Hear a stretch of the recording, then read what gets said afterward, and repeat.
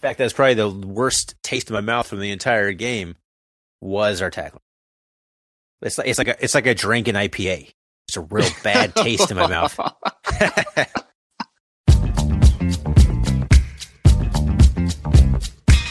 Welcome, everybody, to the R&R Catcast, a fan-based podcast focusing on Montana State athletics. We're two dudes named Ryan from the state of Washington talking about our dear Montana State. We hope you enjoy.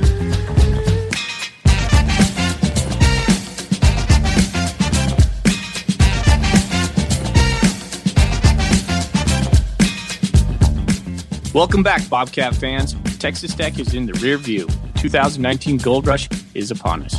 Got your two Ryans ready to talk some Bobcat football, so let's get this thing going.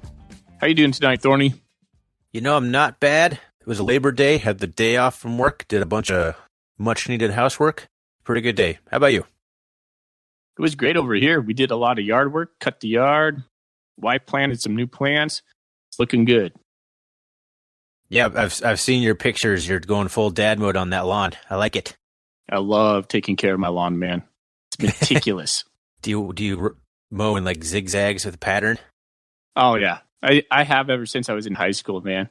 A little known fact about Ryan Foley. I used to want to be a professional grounds crew keeper.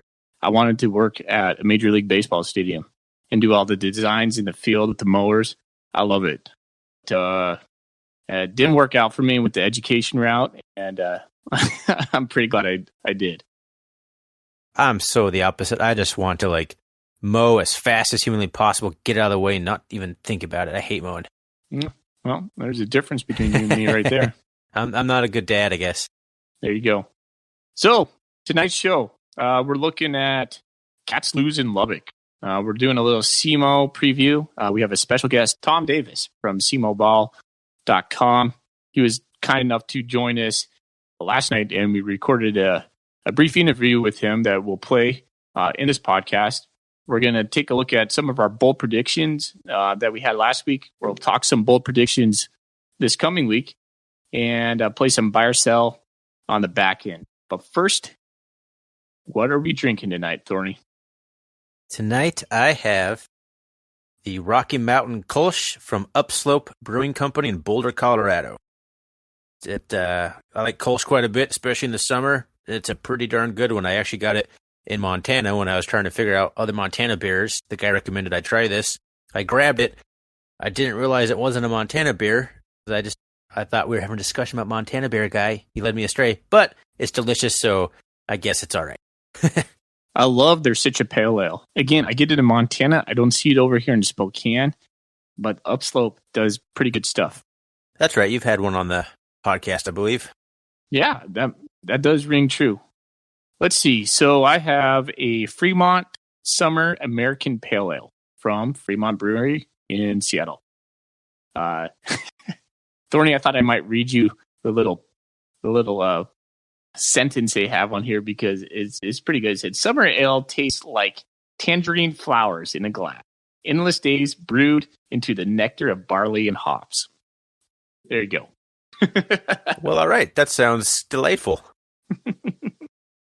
So I'm sliding that into my golden koozie, and I'm ready to go. One of the ingredients in my beer is snow melt, one word. So I got that in mind. That's just Colorado being Colorado for you. All right, let's talk some news, Thorny. Jeff Choate came out today with his presser, talking a little bit of Texas recap and the SEMO preview. Did you have any general thoughts on that? You know, I kind of liked the way he approached it. And I'll get into it, I was a little concerned, and I don't know if this totally changed my mind. I was a little concerned that the staff, Jeff Choate, kind of treated the game kind of like a scrimmage, just to test guys out, just to see how things went. But in his press conference, he definitely made it sound more like, hey, a few things here or there that we planned and that if we would have executed on, it would have been a different game. So kind of changed my mind a little bit on that. But other than that, nothing really struck out. I did like his comments about if you don't test yourself early, you pay for it later. I'm paraphrasing there, but I thought that was a pretty good comment about the game against currently number 12, I think, ranked SEMO. So that was an interesting comment. And other than that, yeah, good press conference. What did you think? Well, what struck me with his message today was how much of a plan Jeff Choate seems to have. And I don't feel like I'm shocked by that, but you and I, Driscoll Cat, spent quite a few text messages discussing our thoughts on the Texas Tech game, and we went between a lot of different spots, but it seemed like it wasn't as willy-nilly as we might have been speaking. He was very calculated in the way he talked about their game plan. And so I was really comfortable with how that all played out. And it was just comfortable seeing Jeff Choate, saying what I thought he would say and just getting ready for SEMO. Yeah, I agree with that. And I also liked his comments about, we're playing for November. He said something like that. He said we're going to be better in November, guaranteed. I've done that every year I've been here. Which what do you think? I don't know how much of a basketball guy you are, but do you feel like Jeff Choate's Bobcats are kind of like the Boston Celtics of the few years ago? Like, yeah, they're not an average regular season, and then once they get in the playoffs, they just take it to another level. And that being like the beginning of the year, we're kind of like, all right, and then by the time November comes around, we're rolling. Well, I would prefer that to how we were under Rob Ash, which seemingly was just the opposite of that, right? Sure, yeah. Came out of the gates hot and fizzled out late. Seemed to be our MO under Rob Ash. What we got to think about, too, everybody's hyped right now. It's like first game, right? And we just been waiting for this for so long. And the mixed emotions come out of Texas Tech. Guys, we got 12 weeks, 12-week game guarantee. That's not including playoffs. And so just kind of pump the brakes, realize what the game was for what it was. And, I'm sure Jeff Choate's going to write this. And like he said, he guaranteed we're going to get better through the season. And he has, and that's been his MO through his time here. So there's no reason to doubt him on that. Well, we certainly didn't look too awesome against Texas Tech. So let's get into that. Let's talk about our Texas Tech recap. So this is the part of the podcast where I typically recap the stats. Guess I will, even though, as we'll get into, this game doesn't mean a whole bunch, but the stats were not very pretty.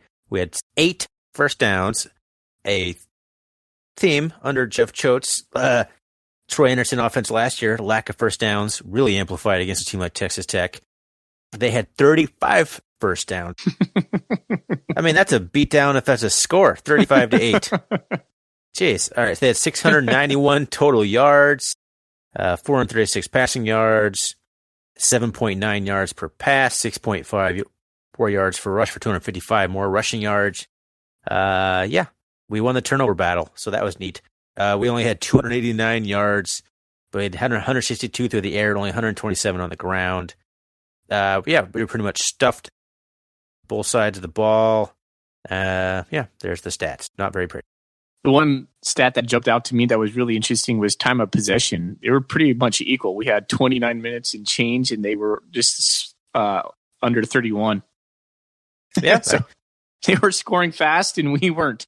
Yeah, that's what happens when you have a 2-play 80-yard touchdown drive. Yeah, I don't have the ball for very long. Thorny, what did you like about what we showed at Texas Tech? So I actually liked what I saw from Casey Bauman. I thought things got, like, he was definitely slow coming out of the gate, but I never felt like he was overwhelmed by the atmosphere there, which is definitely something I was concerned about. He never had happy feet. He never, I guess maybe a little bit when he threw the ball on the ground a couple of times, but he really settled in nicely. I liked his arm. I liked what I saw. I liked he escaped pressure a couple of times and extended the play, kept his eyes downfield, and threw some absolute rockets. Although what I didn't like from his throws is they're still kind of the duck balls, right? A little wobblers. There need to be a little tighter spirals, and I'm not sure if that's footwork or technique or what's causing him to do that. But it's got to tighten that up. But I really liked what I saw out of him, and I think I felt better about the quarterback situation after the game than I did before the game. Sure. Casey Bauman did seem to settle in, and that's pretty much what I liked as well. I liked his toughness mainly. He stood in the pocket and just delivered when he was knowing he was going to take some big shots. And that's what was impressive. I also liked what I saw out of Isaiah Nfonse. The few times he was able to not get swallowed up immediately by the athletic Texas Tech defensive line. He definitely did that spin move out of a tackle, like classic Nfonse, just like guy dead to rights on him and just overpowered him and just kept going. He had that really nice run.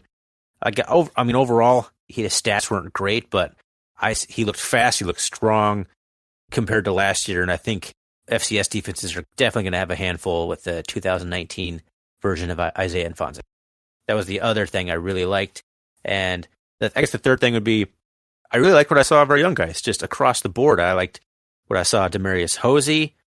I liked what I saw of Coy Steele. Obviously, I don't see how anyone's going to disagree with that. And I liked what I saw out of the defensive backs. They made some plays on the ball. They broke some plays up. They could have had 1 or 2 interceptions. I thought our secondary defended the pass pretty well considering the offense we're going against. Going into this game, I thought Vasher, their big wide receiver, would have had a bigger game. But yeah, between Tyree Gibson and like Zambrano out there, I saw him flash a couple of times. We kind of limited him. He was non-factor. No, I'm sorry. I'm just looking up his stats. Yeah, he had 6 receptions for 72 yards. So really nothing gangbuster right there. Nope. What else did you like? Coy Steele flashed for me. Coy Steele is a guy that we always hear about, but never really see. I mean, you and I are removed from Bozeman, so we don't get to go watch practices, but we hear the coach talks about him. But good to see him catch that touchdown. It was good to see Willie Patterson make some catches and be a contributor. So those are the only other 2 guys that kind of rose to my mind when we were thinking about what we liked. Yeah, I mean, it was a kind of a May game, a little bit. So, yeah, I don't know. What I didn't like, Thorny, was it just seems so hard for me to gauge what MSU is after this game, because Texas Tech, I mean, their pace was so torrid. I've never seen a football team move that fast. Never. I mean, and we grew up watching Oregon, right? It seemed like they were just on a different level. It was hot. They said it was 110 on the field. So all these different factors that seem like outliers to normal competition that we see played into the game. And it just made me, I walked away going, I still don't have a good idea of who we are, but I didn't feel like I didn't feel let down going away from the game. No, I agree. That's definitely how I would view it as well. Another thing I didn't like, piggyback, kind of contradict what I said about Casey Bauman. I didn't like how many times he rushed the ball, and that might be with play calling. But at the same time, as I was thinking about saying that, I also realized I remember Jeff Choate saying he wanted to get Casey Bauman hit. Remember that? Yes.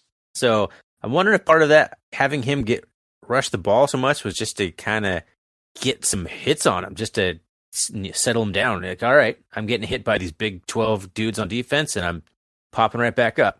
What do you think part of that was the plan, or do you just think that they expect him to be able to run better against FCS defense? I think a little bit of both. The thing that I questioned was, so when we were in those, 3rd and short situations, which we got into, which is a good thing, right? We were picking up some chunk plays early on, and we're getting into these. We had a couple 3rd and 3s or 3rd and 4s or something, 3rd and 2 or something like that, And then Bauman tries to run it, and he's seemingly always a yard short.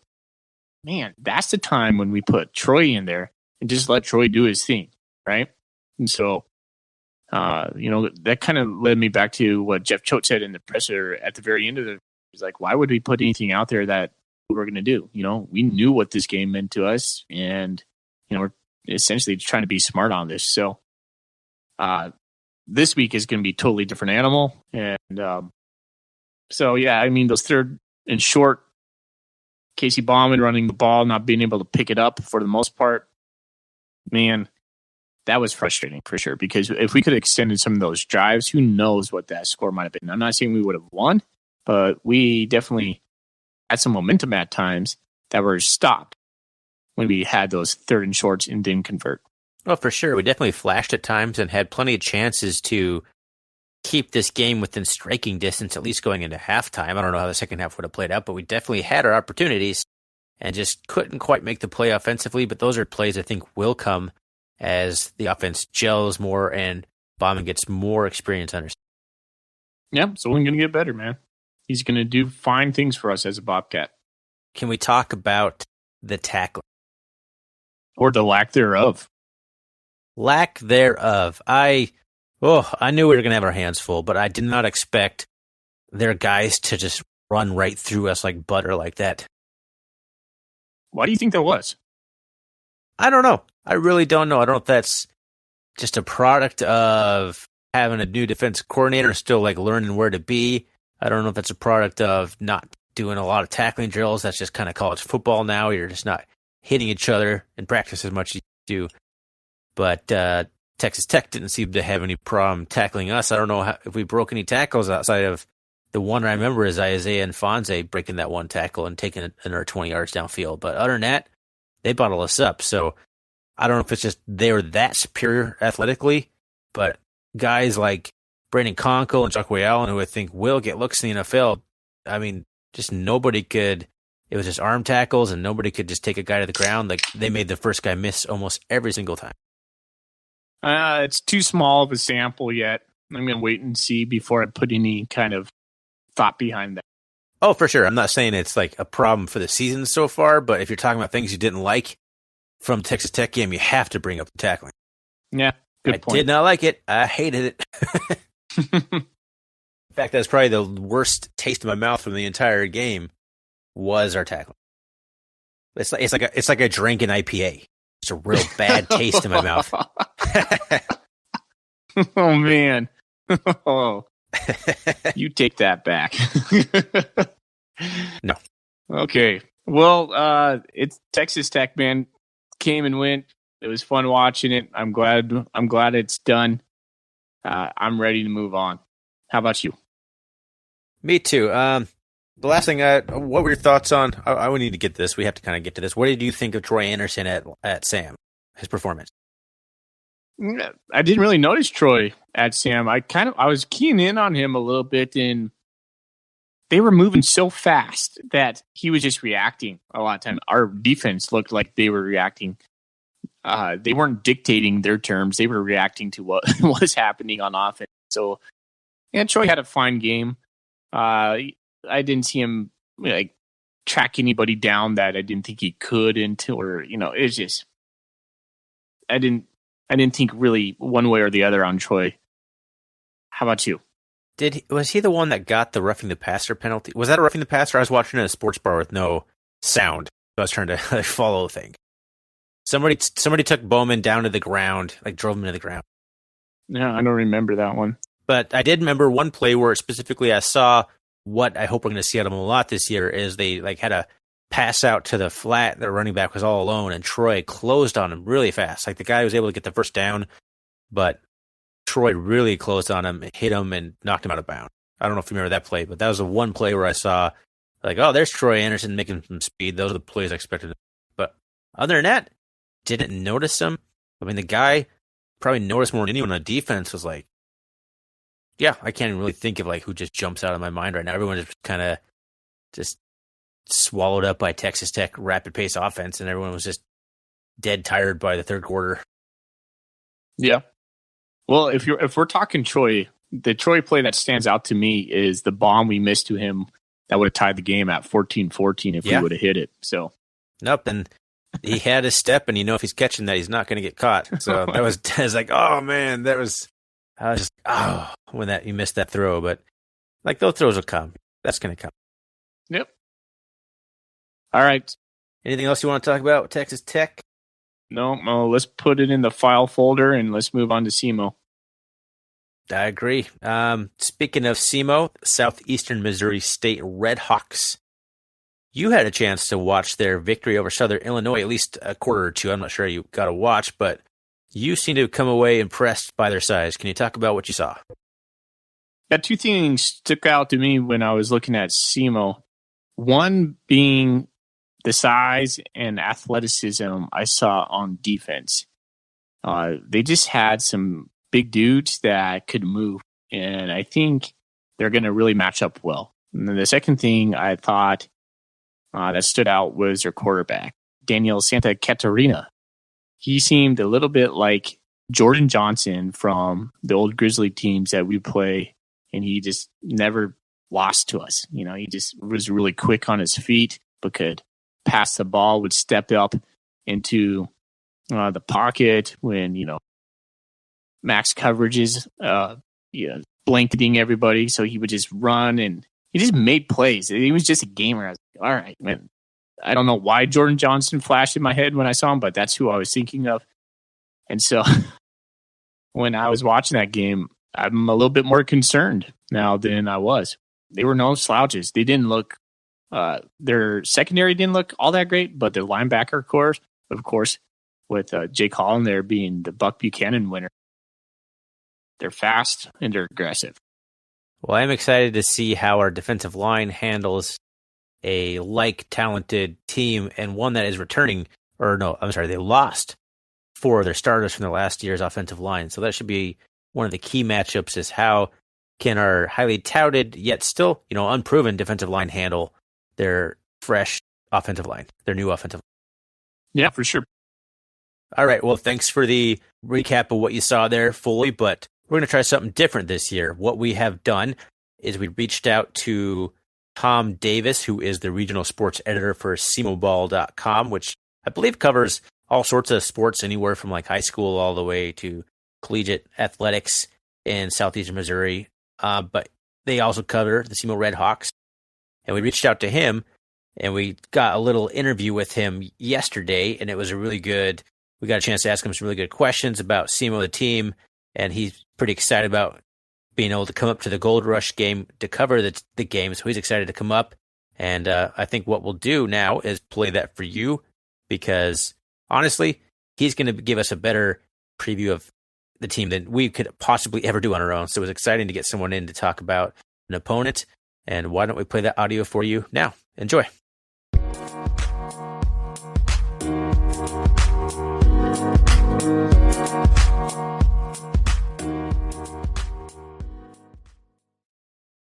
Right now, we are fortunate enough to have Tom Davis, regional sports editor of SEMOBall.com. How you doing, Tom? I'm doing great. Thanks for having me on tonight. Yeah, thanks for coming on. We have really been wanting to get someone to come and talk about some out-of-conference opponents in particular, because a team like SEMO, not a lot of people in Montana State are going to know anything about. So it's good to have you on, and welcome to the show. Well, thank you for having me. And your fan base will know about SEMO football by about 11 o'clock Saturday night. They'll be well-versed in it. Oh, I'm sure. Well, let's talk a little bit more about SEMO. So just tell us a little bit about the university, where it's located, and kind of just the football program.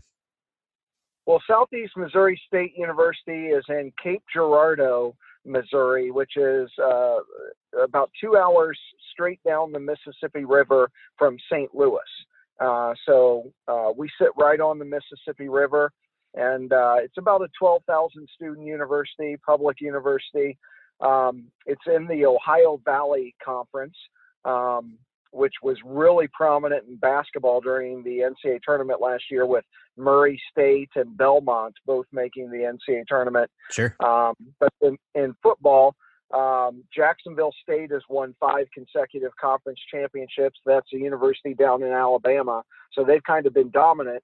But Southeast Missouri State finished second last year and beat the living tar out of Jacksonville State in Cape Girardeau. So Southeast Missouri State is an up-and-coming program, had its best season in history last year. And after Thursday night's really, really impressive season-opening win, they're looking to build on that. Jacksonville State had quite a large winning streak before that game, correct? Yes. I can't remember off the top of my head, but you're right. They have dominated the conference for years, but SEMO really took it to them, played exceptionally well. but then stubbed their toe in some other games, which ended up costing them the conference championship. But overall, had a fantastic year, made the FCS playoffs, won a game in the playoffs, which was a first for the history of the program, and then went out to Weber State and got beat, which obviously Montana State's well-versed in or well knowledgeable of Weber State and how good they are. And so, but Southeast Missouri State looked really, really good in their season opening win over Southern Illinois, and they're looking to build on that. So when I was looking at the information, Jacksonville State had won 36 games at that point in the Ohio Valley Conference, and they were ranked number 4 nationally at the time that SEMO knocked them off. And I was looking at that game. Yeah, they really did take Jacksonville State to the woodshed for sure. Yeah, Coach Tom Matukowicz is in his 6th year with the Red Hawks, and I believe they have beaten nationally ranked opponents 5 times in his 6 years. It took him a while to get the program going because Southeast Missouri State does not have a huge budget, does not have incredible facilities. Historically, the program has not been very good. In fact, as a Division I program, they've never had consecutive winning seasons. And so this year they're really trying to do that to set another notch in their history making. But the Red Hawks under Coach Matukowicz, they were competitive in the first 4 years, but they had losing records. They broke through last year with 9 wins, and they've won 8 consecutive home games, which that won't be relevant against Montana State, but it does say something when you can string together 8 consecutive wins at home at any level. It's impressive. I got a chance to watch SEMO on Thursday night, and the thing that jumped out to me was not necessarily their offense, but their defense looked big and fast. I know they have Buck Buchanan, the winner. Is it Zach Hall? And that guy is just, in number 5, right? Am I getting that correct? Yes. What can we expect from the defense there? Well, it is a very aggressive defense. Now, they got off to a really slow start. The first quarter and a half Thursday, they did not play well defensively. Southern Illinois was moving the ball exceptionally well against them. But then they made adjustments, and they ran off 30 consecutive points against Southern Illinois and really shut them down the rest of the way. Now, last year, they led the nation in turnover margin, and so that was kind of their bread and butter, and they've always they pressure the quarterback really, really well. From the scheme that they run. But they do have 10 starters back from last year's defense, and they played very, very well in the second half of their season opening game. But yes, Zach Hall is a middle linebacker, senior, and was the National Defensive Player of the Year last year. Opened this year with 19 tackles against Southern Illinois. He had 22 tackles against Arkansas State last year, and Arkansas State's an FBS program. So yes. The guy is really, really good. He's very aggressive, and it's interesting because Coach Matukowicz says he's better mentally than he is physically. Like, that's what really separates him, is he can analyze a play and make the decision on where to go quicker than anybody else he's ever coached. Well, that's so important from that linebacker position to be able to do something like that. Yes, it is. He's a very, very bright individual. And then obviously he's athletic and strong and likes to hit people as well. So you're going to see him a lot. But in all honesty, their entire linebacking core is experienced and good as well. Justin Swift is very good at rushing the quarterback. O'Mardrick Douglas is good. And so he's not alone on that defense at all. It's not like it's a one-man band. But their front 7 is stronger than their secondary. But their linebacking core is really, really good. Well, you mentioned that they have the ability to get to the quarterback, which will be interesting to see how that plays out as Montana State is still starting a redshirt freshman, now making his second career start. So I don't know how that's going to play out. It'll be interesting to see that matchup for sure, though. Well, Montana State has a pretty experienced offensive line, if I remember correct. Is that That's right? correct. Yep. Mm-hmm. Yeah, so it'll be interesting against a very experienced defensive front from Southeast Missouri State. So that'll be a fun aspect of play for the fans. Don't watch the ball, watch the line, and whoever is winning that battle will go a long way in winning the game, because that is going to be a really, really interesting matchup. Yeah, one way I see that the Bobcats will try to confuse SEMO and pretty much every opponent on the schedule is we'll probably run 3 to 4 quarterbacks out of various Wildcat formations, and it's just we didn't see as much of that at Texas Tech as we expected, but I think a lot of us are thinking maybe that was just by design, just to keep things vanilla and not too much on tape. And our stud wide receiver Travis Johnson, who was a converted quarterback to wide receiver, definitely is one of the guys who is a catalyst in that Wildcat formation, but he was out with an injury at Texas Tech. So I think the Bobcats will definitely rely on the running game and lots of various quarterback Wildcat formations to try and keep the pass rush at bay. Well, if indeed there's a weak area of the SEMO defense, it would be in the secondary. And I say that relatively speaking because they are a good secondary, but they're not as good as the front seven. And so if I were Montana State, I would try to exploit the secondary to the best of my ability. And Southern Illinois had success early in doing that. So that will be a matchup to see if you guys can throw the ball over the top of that secondary, because they are susceptible at that in moments. Hey, Tom, tell us about your quarterback. When I was watching him, he looks like he's going to be a headache for us over here at Montana State. He can run, he can pass, and he's a quick decision maker. And I'm going to need a little help with his name. I know his first name is Daniel, but could you help me out after that, please? Santa Catarina. Santa Catarina is his last name. It's kind of a cool name, actually. Sounds like some cop on a TV show or something like that. But here's what you need to know about Daniel Santa Catarina. He's a Northern Illinois transfer. He actually started at Northern Illinois. And when Northern Illinois played at Nebraska, he led them to a victory. Northern Illinois beat Nebraska in Lincoln a few years ago, and he was the starting quarterback in that game. So he's not going to be wowed by any opponent that SEMO plays. I'm not saying he's going to go undefeated against every opponent, but he's not going. There's no environment that's going to rattle him. He does have a really good arm. He ran more the other night than he ran last year, but he did run some last year. But he really showed the ability to keep plays alive and be used as a running threat the other night. And so he is athletic. He's not a huge guy. He's only about 6'1", but he has a nice arm, and he's very, very experienced. And this is his 5th year of college football. So he's going to be a weapon. He's going to be dangerous for Montana State. The receiving core has an All-American candidate in it, and then a bunch of young guys behind that. And so it will be interesting to see if they can have success as a young receiving core against Montana State, like they did against Southern Illinois. But we'll see. But yeah, Daniel Santa Catarina is the real deal. He's as good as any FCS quarterback in the country. And so he's going to be a nightmare for you guys to deal with.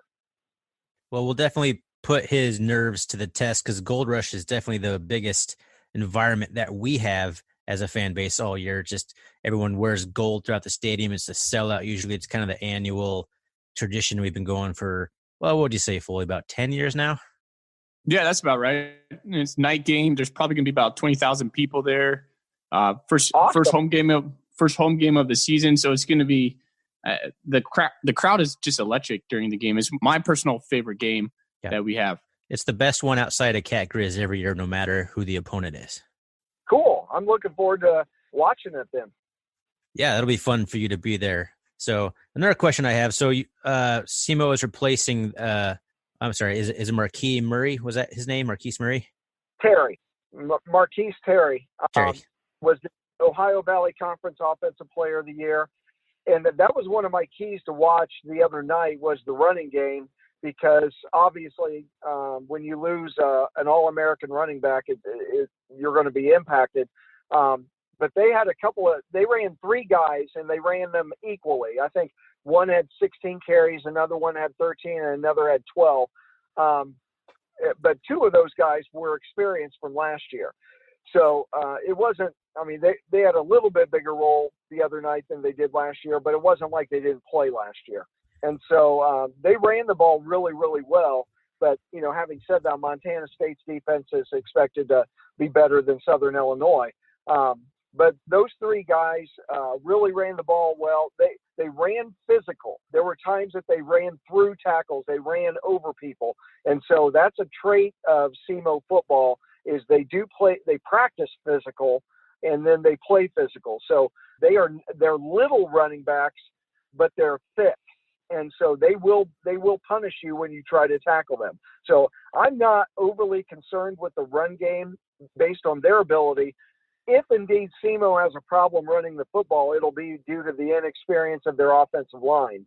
They have 4 new starters on their offensive line, and then they had a couple of banged up injuries the other night that happened during the game, and so they had to move some people around. So unlike Montana State that has a lot of experience on their offensive line, Southeast Missouri State does not. Which obviously it doesn't matter who you have back there running the ball. If you don't create holes, then they're not going to be able to run the ball. So if indeed SEMO has trouble running the ball, it'll be because of the offensive line, not because of those 3 running backs. Well, that will definitely be a key matchup to watch because Montana State's one of the supposed strengths. Obviously, we have some new guys along the line, but we have a big front 7 with some UW, University of Washington transfers that go about 6'6", 299 right in the middle at nose. UW transfer there. Our buck ends are about 260 and 240. So it'll be interesting to see how the offensive line, the new offensive line for SEMO handles the talented but yet unproven defensive line for the Bobcats. Exactly. And so I'd be watching the line a lot no matter who has the ball because that should be an interesting matchup and go a long way in determining who wins and loses this game on both sides of the ball there. Who's maybe one other person to watch on the SEMO offense for the Bobcat fans to keep an eye on? Well, Christian Wilkerson is an All-American wide receiver, preseason All-American, but I'll tell you who really jumped out at me in it was his second career start, but really it was his first playing a major role. And it was a sophomore wide receiver named Aaron Allstott. And he's 6'4", and he's long and athletic. He's about 210, so he's strong. And he had 5 receptions against Southern Illinois, and some of them were really tough catches. And so I know what Christian Wilkerson's going to do. He's an All-American. He's phenomenal. But if Aaron Allstott ends up hurting you guys, that wouldn't surprise me at all. But that's somebody that Montana State fans need to watch, number 85. And he's going to, if he hurts you, then that's really bad because I know for a fact Christian Wilkerson's going to get 5 or 6 catches, and there's nothing you can do about that. So, Tom, before we wrap this up, I've just been wondering, what's the narrative over there in Missouri when you guys are coming over here to Bozeman? What are you guys talking about?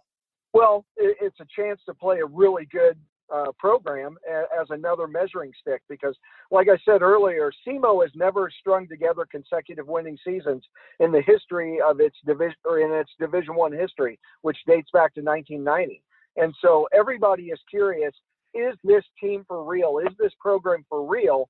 And if indeed they can go out, even if they lose to Montana State, but they play them really competitively, and, it's a game with 5 minutes to go, that's still a sign that, hey, SEMO football is for real this year because Southern Illinois is a good program. They have a $26 million budget as opposed to SEMO that has a $12 million budget.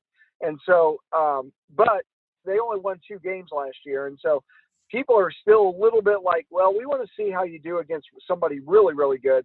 And Montana State is just that.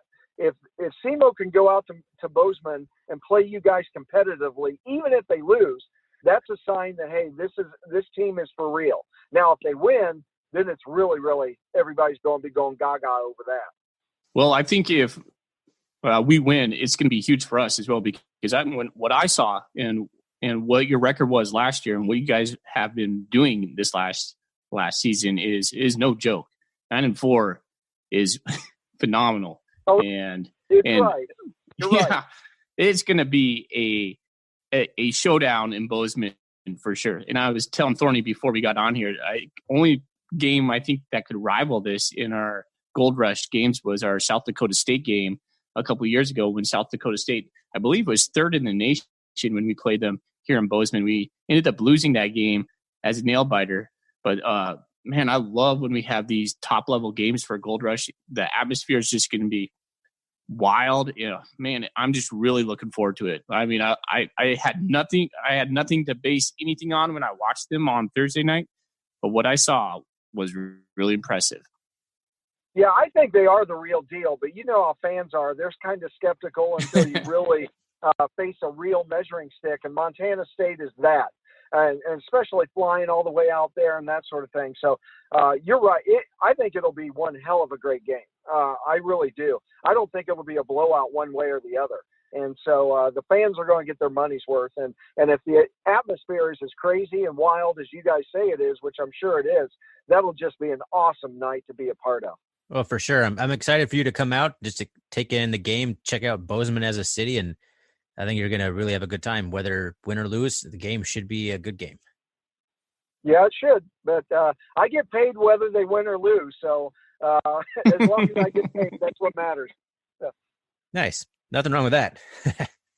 Hey, Tom, we want to thank you for coming on, man. It was a pleasure talking with you. No problem. Anytime. I'll have to follow the Bobcats all season long. Maybe you'll have me on later, and I'll provide some analysis of the Bobcats. There you go. You'll probably be an expert after watching the game, I imagine. You know what? Hey, who knows? They could be a playoff matchup again. That would be kind of cool. It very well could be. You never know how the FCS playoffs are going to shake out. That's right. Well, thanks for having me on, guys. I really appreciate it. Yep, and travel safe. And, yeah, thanks again. Take care. All right. Bye. Bye. Bye-bye.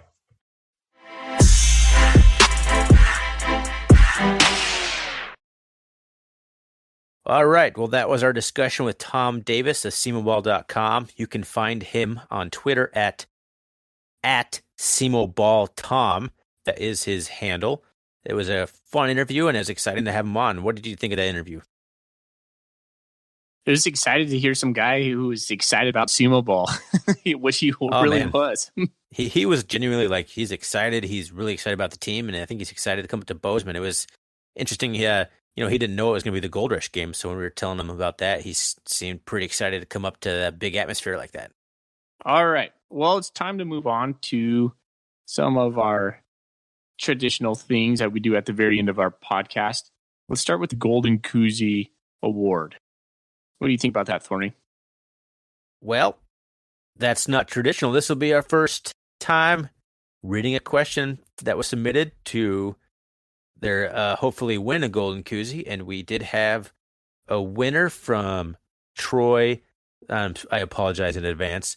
McGillivray. There we go. McGillivray. Troy McGillivray. So he asked a question for each of us, and his question to you, Foley, was, what is your favorite restaurant or brewery to visit in the Coeur d'Alene, Spokane area? That would have to be Perry Street Brewery here in Spokane on Perry Street. It's just close to my school that I teach at, excuse me.